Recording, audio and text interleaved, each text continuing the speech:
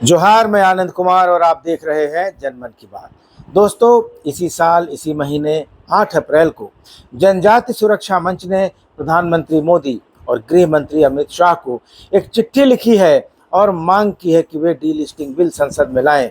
मंच का कहना है कि जिन लोगों को उनकी जन्मजात परंपरा, सांस्कृतिक विरासत, रीति रिवाजों और भाषा के आधार पर अनुसूचित जनजाति यानी शेड्यूल्ड ट्राइब का दर्जा मिला था और जिन्होंने ईसाई या इस्लाम धर्म स्वीकार कर लिया है, उनकी आदिवासी पहचान की मान्यता खो चुकी है, ऐसे लोगों को आरक्षण का लाभ क्यों मिलना चाहिए। मंच का कहना है कि हम ये चाहते हैं कि डीलिस्टिंग के माध्यम से ऐसे धर्म परिवर्तन कराने वाले आदिवासियों को आरक्षण के दायरे से बाहर किया जाए। तो दोस्तों, यह है जनजाति सुरक्षा मंच का तर्क, जो 2006 से ही डीलिस्टिंग की मांग कर रहा है। वहीं दूसरी तरफ ईसाई धर्म स्वीकार कर चुके आदिवासी संगठनों और सरना आदिवासी धर्म कोड की मांग करने वाले समूहों का कहना है कि संविधान में आरक्षण का प्रावधान समुदाय और जाति के आधार पर है, न कि धर्म के आधार पर। इन संगठनों का तर्क है कि डीलिस्टिंग का विरोध करने वाली विचारधारा एक षड्यंत्र है, जिसका उद्देश्य आदिवासियों को उनकी जल, जंगल और ज़मीन से बेदखल करना है।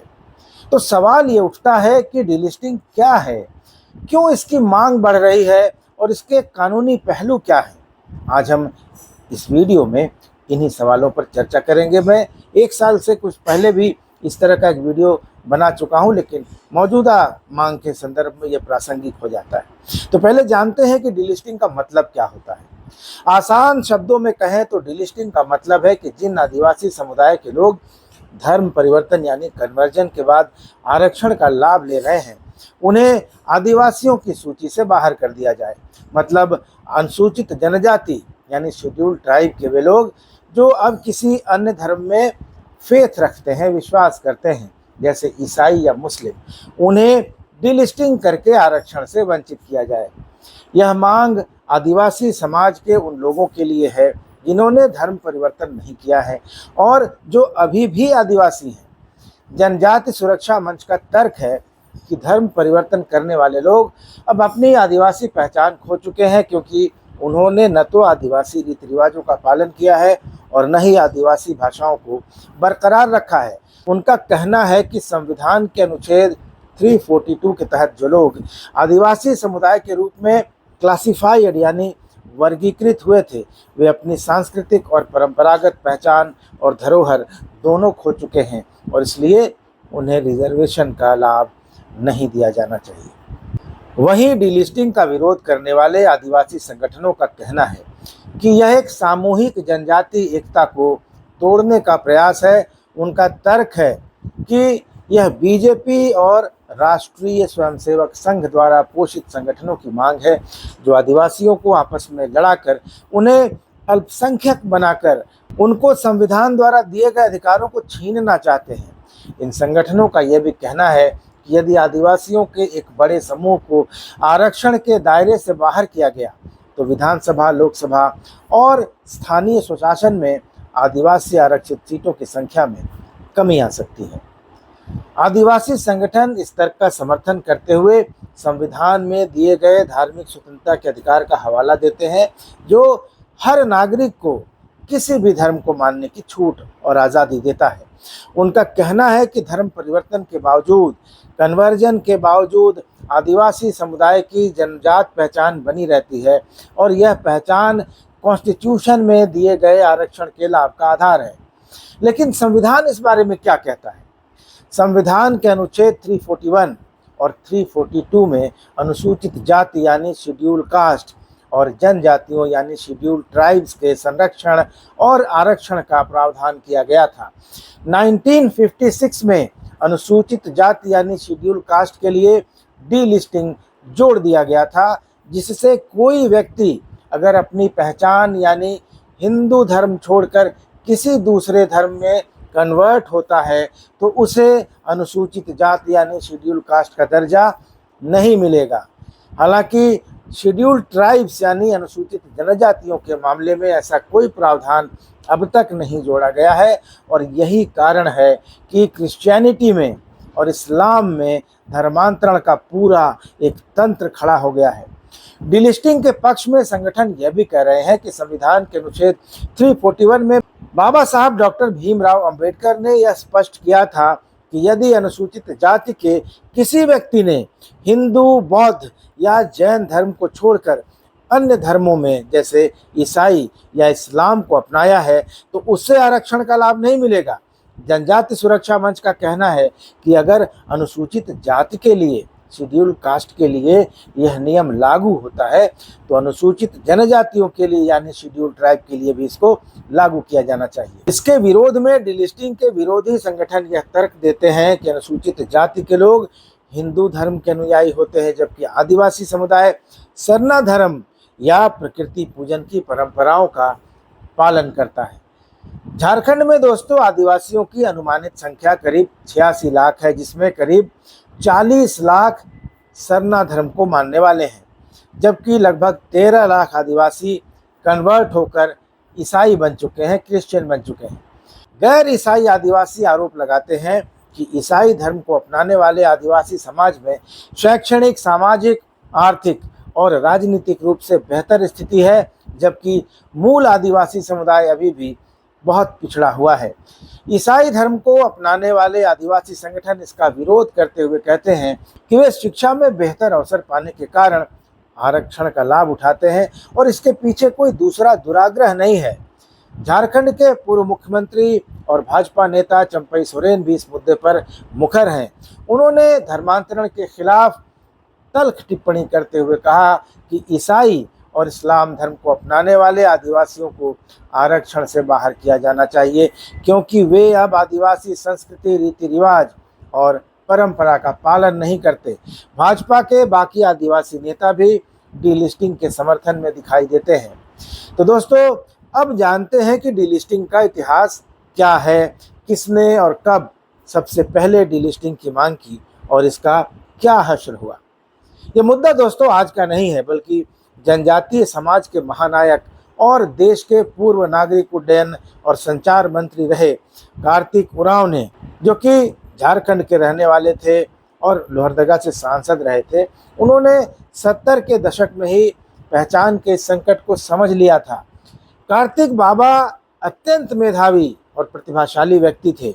1967 में उन्होंने कांग्रेस के टिकट पर तत्कालीन बिहार और अब झारखंड की लोहरदगा सीट से लोकसभा का चुनाव लड़ा और जीतकर संसद पहुंचे। 1977 की जनता लहर को छोड़ दें तो 1981 में अपने निधन तक कार्तिक बाबा लोहरदगा लोकसभा क्षेत्र का प्रतिनिधित्व करते रहे। 8 दिसंबर 1981 को संसद भवन में ही दिल का दौरा पड़ने से उनकी मृत्यु हो गई। कार्तिक बाबा वनवासियों के ईसाई धर्मांतरण से बहुत क्षुब्ध रहते थे, इसलिए 1961 में संसद में उन्होंने अनुसूचित जनजाति आदेश संशोधन विधेयक पेश किया था। इस विधेयक पर संसद की संयुक्त समिति ने बहुत छानबीन की और 17 नवंबर 1969 को अपनी सिफारिशें दी। उनमें प्रमुख सिफारिश यह थी कि कोई भी व्यक्ति जिसने जनजातीय मत और विश्वासों का यानी फेथ का परित्याग कर दिया हो और जिसने अपने ट्राइबल रिचुअल्स को छोड़ दिया हो और ईसाई या इस्लाम धर्म ग्रहण कर लिया हो, अपना लिया हो, वह अनुसूचित जनजाति यानी शेड्यूल ट्राइब का सदस्य नहीं समझा जाएगा। अर्थात कन्वर्जन के बाद उस व्यक्ति को अनुसूचित जनजाति के अंतर्गत मिलने वाली सभी सुविधाओं से वंचित रहना पड़ेगा। संयुक्त समिति की सिफारिश के बावजूद 1 साल तक इस विधेयक पर संसद में बहस नहीं हुई। तत्कालीन प्रधानमंत्री इंदिरा गांधी पर क्रिश्चियन मिशनरियों का जबरदस्त दबाव था कि वे इस विधेयक का विरोध करें। ईसाई मिशन के प्रभाव वाले 50 संसद सदस्यों ने इंदिरा गांधी को इस विधेयक को खारिज करने के लिए पत्र दिया। उधर कांग्रेस में रहते हुए इस मुहिम के विरोध में अपने राजनीतिक भविष्य को दांव पर लगाकर कार्तिक उरांव ने 322 लोकसभा सदस्यों और 26 राज्यसभा सांसदों यानी कुल 348 सांसदों के हस्ताक्षर वाला एक पत्र प्रधानमंत्री इंदिरा गांधी को दिया। इस पत्र में जोर देकर कहा गया था कि वे विधेयक की सिफारिशों को स्वीकार करें, क्योंकि यह करोड़ों वनवासियों के जीवन मरण का प्रश्न है। लेकिन ईसाई मिशनरियों का एक प्रभावी अभियान लगातार चल रहा था। नतीजा ये हुआ कि यह विधेयक ठंडे बस्ते में डाल दिया गया। 16 नवंबर 1970 को इस विधेयक पर लोकसभा में बहस शुरू हुई। इसी दिन नागालैंड और मेघालय के ईसाई मुख्यमंत्री दबाव बनाने के लिए दिल्ली पहुंच गए। इंदिरा गांधी के मंत्रिमंडल में भी 2 ईसाई राज्य मंत्री थे, उन्होंने भी दबाव डाला और इसके चलते 17 नवंबर को सरकार ने एक अमेंडमेंट, एक संशोधन प्रस्तुत किया कि संयुक्त समिति की सिफारिशें इस विधेयक से हटा ली जाएं। बहस के दिन सुबह कांग्रेस ने अपने सांसदों के नाम एक व्हिप जारी किया। इस व्हिप में कांग्रेस के सांसदों से इस विधेयक में शामिल संयुक्त समिति की सिफारिशों का विरोध करने के लिए कहा गया था। कार्तिक उरांव संसदीय संयुक्त समिति की सिफारिशों पर लोकसभा में बोले। उनका भाषण इतना जोरदार था और उन्होंने ऐसा माहौल बना दिया कि कांग्रेस के सदस्य भी व्हिप के विरोध में आ गए और संयुक्त समिति की सिफारिशों के समर्थन में वोट देने का मन बना लिया। अगर यह विधेयक दोस्तों पारित हो जाता तो वह एक ऐतिहासिक घटना होती। डीलिस्टिंग शायद उसी समय हो गई होती, लेकिन इंदिरा गांधी ने स्थिति को भांप लिया, ईसाई मिशनरियों के दबाव में आ गई और इस विधेयक पर बहस ही रुकवा दी। इंदिरा ने कहा कि सत्र के अंतिम दिन इस विधेयक पर आगे बहस होगी, लेकिन उनकी मंशा कभी भी ऐसा कराने की नहीं थी और ऐसा हुआ भी नहीं।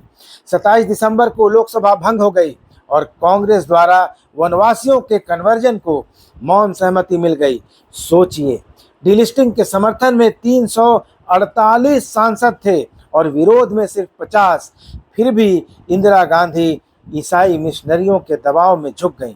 1970 से 2025 तक के 55 सालों में ईसाई मिशनरियों की ताकत अब कई गुना बढ़ गई है और इन 55 सालों में धर्मांतरित आदिवासी अब एक बड़ा वोट बैंक बन गए हैं। दोस्तों, कार्तिक उरांव कन्वर्जन को लेकर काफी मुखर रहा करते थे। उन्होंने कई कार्यक्रमों में आदिवासियों को संबोधित करते हुए कहा था कि ईसा मसीह से हजारों साल पहले आदिवासियों के समुदाय में निषाद राज, गुह, माता शबरी आदि हो चुके हैं, इसलिए हम सदा हिंदू थे और हिंदू रहेंगे। जीवन के अंतिम वर्षों में कार्तिक बाबा ने साफ साफ कहा था कि हम एकादशी को अन्न नहीं खाते। भगवान जगन्नाथ की रथ यात्रा, विजयादशमी, रामनवमी, रक्षाबंधन, देवोत्थान पर्व, होली, दिवाली, ये सब पर्व धूमधाम से मनाते हैं। ओ राम कहते कहते हम उरांव नाम से जाने गए। हम हिंदू पैदा हुए थे और हिंदू ही मरेंगे। हालांकि दोस्तों, डीलिस्टिंग के इस मुद्दे पर मोदी सरकार का रुख अभी साफ नहीं है। आदिवासी बहुल झारखंड की हेमंत सोरेन सरकार का भी इस मुद्दे पर कोई स्टैंड सामने अब तक नहीं आया है। जनजाति सुरक्षा मंच की मांग यह है कि सरकार डीलिस्टिंग बिल पेश करे, जबकि इसके विरोधी संगठनों का कहना है कि इससे आदिवासियों के आरक्षित अधिकारों में कमी आ सकती है। दोस्तों, डीलिस्टिंग एक बेहद जटिल मुद्दा है जिसमें कई कानूनी, सांस्कृतिक और राजनीतिक पहलू हैं। आगे इस पर केंद्र की मोदी सरकार और झारखंड की हेमंत सोरेन सरकार क्या करती है, क्या रुख रहता है, यह देखने वाली बात होगी। लेकिन आप इस मुद्दे पर अपने विचार जरूर रख सकते हैं। कमेंट बॉक्स में जाइए और ये बताइए कि क्या आप डीलिस्टिंग के पक्ष में हैं या इसके विरोध में। अगले वीडियो में मिलेंगे, तब तक इजाज़त दीजिए। धन्यवाद, नमस्कार।